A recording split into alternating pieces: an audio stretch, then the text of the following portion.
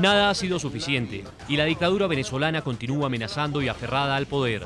Convocamos a todo el país a que este jueves asumamos en protesta masiva y sin violencia un paro cívico nacional activo de 24 horas. Cuando salió este muchachito estúpido, es un estúpido, no le digo el nombre porque es pavoso, muchacho estúpido, ya tiene su celda lista. Solo estoy esperando que llegue la constituyente. Ya tiene su nombre, la celda, para donde va este terrorista. Tampoco han sido suficientes las voces que continúan exigiendo democracia para Venezuela. Una asamblea constituyente impuesta por decreto, sin el pueblo y en contra del pueblo, estableciendo la voluntad de la dictadura por encima de la voluntad popular expresada a través del voto universal y directo. Tampoco ha sido escuchado el clamor de las protestas pacíficas que ya completan en las calles 111 días. Este gobierno es asesino, narcotraficante y queremos un gobierno de verdad que ame a su país y que quiera administrarlo para beneficio de todos, no de un grupo.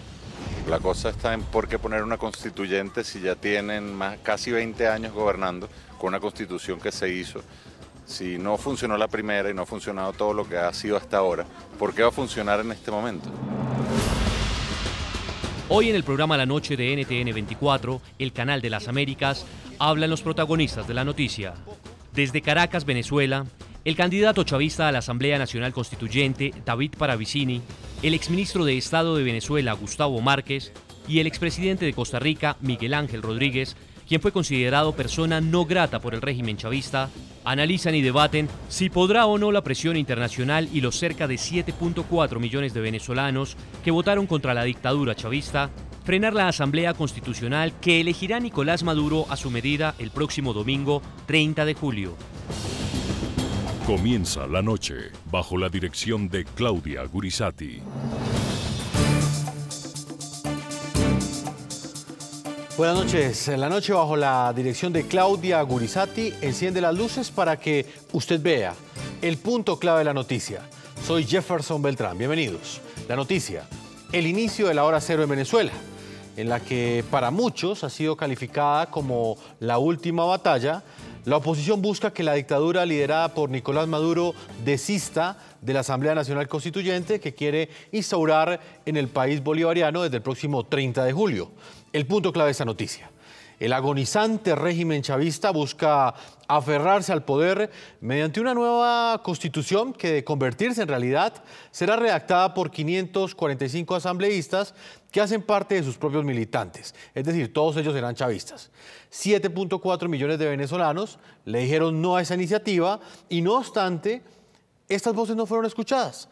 Tampoco han sido escuchadas las que a nivel internacional le han pedido a Nicolás Maduro que desista de su idea y que convoque elecciones libres y democráticas. Hoy Venezuela fue escenario de un paro nacional, es decir, de una huelga general. Mañana la Asamblea de Diputados elegirá a los 33 magistrados del Tribunal Supremo de Justicia y el sábado fue convocada una gran movilización nacional. Este jueves así amanecieron las principales vías de Venezuela. No hubo marchas, no hubo arengas, no hubo megáfonos y pancartas, pero aún así la protesta seguía en su día número 111, esta vez en silencio, en tensa calma, como cuando el mar se recoge antes de desatar un tsunami. Es una más de las numerosas formas de protestar de los venezolanos, un paro cívico de 24 horas. La intención del paro es hacerle entender al gobierno nacional que ya basta de estos 18 años de dictadura, ya basta de tanta represión, que no queremos constituyente, que ya queremos la libertad plena de Venezuela. Pocos comercios abrieron sus puertas en Caracas. Los trancazos, como se le denomina a los bloqueos de vías, impidieron la movilización. En algunos puntos fueron derribados árboles y neumáticos fueron quemados en medio de las calles. Como ha sido frecuente en las marchas de los últimos 3 meses y medio, la represión de las fuerzas de seguridad dijo presente. Miembros de la Guardia Nacional Bolivariana dispersaron los manifestantes en vía pública con gases lacrimógenos. Los uniformados lanzaron perdigones. Incluso en conjuntos residenciales ingresaron de forma arbitraria. Los ciudadanos denunciaron abuso de autoridad. El presidente Nicolás Maduro denunció que un grupo de manifestantes, a los que calificó como fascistas, atacó y quemó un módulo de la sede principal de Venezolana de Televisión. Y la Guardia Nacional está imponiendo el orden. He ordenado capturar a todos los terroristas en tiempo real, fascista, y responsabilizo al alcalde Ocariz. Pero más adelante, testigos registraron con sus teléfonos celulares cómo miembros de la Guardia Nacional dispararon desde los techos del canal de televisión contra los manifestantes.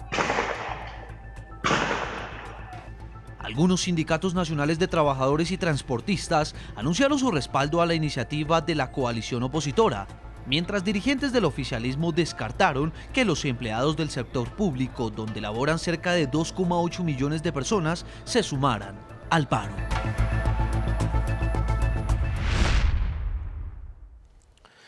Los invitamos a que opinen utilizando el hashtag numeral La Noche Hora Cero. Numeral La Noche Hora Cero. También pueden responder la siguiente pregunta. ¿Usted cree que la denominada Hora Cero, convocada por la oposición en Venezuela, podrá frenar o no la constituyente que impulsa el presidente Nicolás Maduro? Es la pregunta que les planteamos el día de hoy. Ustedes pueden opinar a través de las cuentas de Twitter que están apareciendo en la parte inferior de nuestra pantalla. Voy a saludar a nuestros invitados el día de hoy en Caracas, Venezuela. En el epicentro de la noticia está Gustavo Márquez. Fue ministro de Estado en Venezuela, ex embajador en Colombia durante el gobierno de Hugo Chávez. Bienvenido al programa La Noche. Buenas noches, gracias por la invitación. El gusto es nuestro. Vía Skype desde San José, la ciudad de San José, en Costa Rica. Saludo a Miguel Ángel Rodríguez, expresidente de Costa Rica y el secretario general de la OEA. Bienvenido al programa La Noche. Señor Jefferson, un saludo cordial para usted, para las otras personas que participan en este programa y para todos sus televidentes. Y también quiero saludar en este momento vía telefónica, nos está acompañando David Paravicini. David Paravicini es candidato a la Asamblea Nacional Constituyente, ex embajador de Venezuela en Libia y en Guatemala, integrante del partido PSV. Bienvenido, candidato, al programa La Noche, NTN 24. Muchas gracias por la invitación. Gracias. Voy a comenzar precisamente dialogando en ese momento con Gustavo Márquez, que se encuentra en Caracas, Venezuela.